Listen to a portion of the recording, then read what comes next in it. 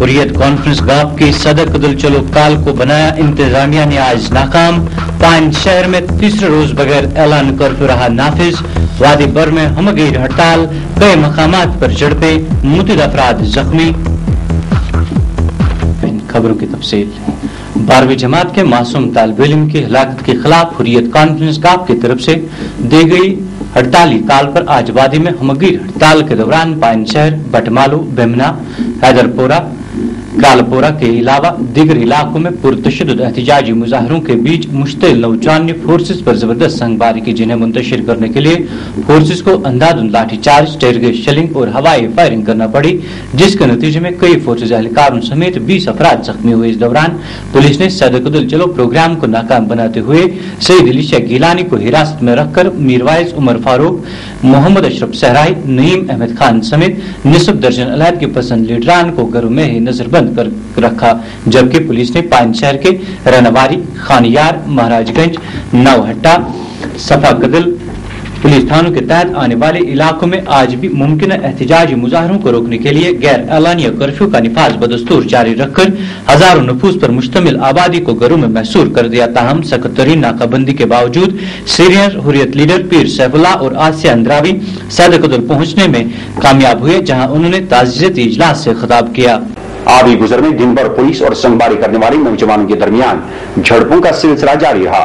शहर श्रीनगर और वादी के दूसरे इलाकों में पथराव और पुलिस व फोर्सेस कार्रवाइयों के नतीजे में 6 पुलिस और फोर्सेस एहलकारों समेत 25 अफराद जख्मी हो गए।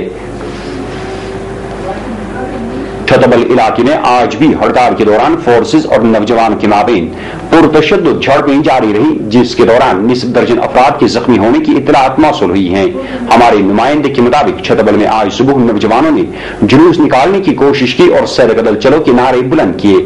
इस मौके पर नौजवान इस्लाम के हक में भी नारे लगा रहे थे। इसी दौरान सड़कों पर पहले से मौजूद फोर्सेस एहलकारों ने जुलूस को पेश कदमी करने की इजाजत नहीं दी और लाठीचार्ज करके जुलूस को मुंतशिर कर दिया। इस मौके पर नौजवान मुश्तइल हुए और फोर्सेस पर संगबारी की। फोर्सेस ने भी जवाबी कार्रवाई अमल में लाई और टेयर गैस शेलिंग की।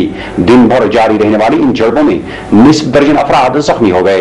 इस दौरान फोर्सेस एहलकारों ने मुबैना तौर पर घरों में घुसकर मकीनों की मारपीट की, जबकि घरों के दरो दीवार तोड़ डाले और अब्दुल हमीद और उबैद अहमद और बिलाल अहमद डार नामी नौजवानों को लहूलहान करके गिरफ्तार कर दिया।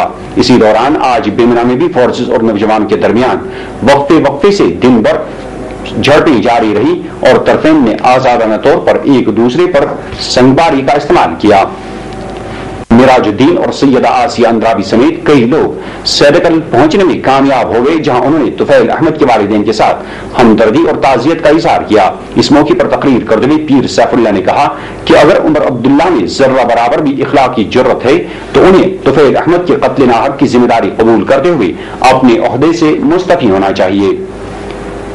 दुख्तरान मिल्लत की सरबराह सैयदा आसिया अंद्रावी आज मरहूम तुफैल अहमद मुत्तू के घर गई और वहां तुफैल अहमद मुत्तू को शानदार अल्फाज में खराज अकीदत अदा करने के अलावा लवाकीन बिलखसूस तुफैल मुत्तू के वालिदैन के साथ हमदर्दी का इजहार किया। इस मौके पर सैयदा आसिया अंद्रावी ने ताज़ियती मजलिस से खिताब करते हुए फोर्सेस और पुलिस की जानिब से नौजवानों पर गोलियां बरसाने की कार्रवाइयों की सख्त अल्फाज में मजम्मत करते हुए इसे इंसानी हुकूक की बदतरीन पामाली करार दिया।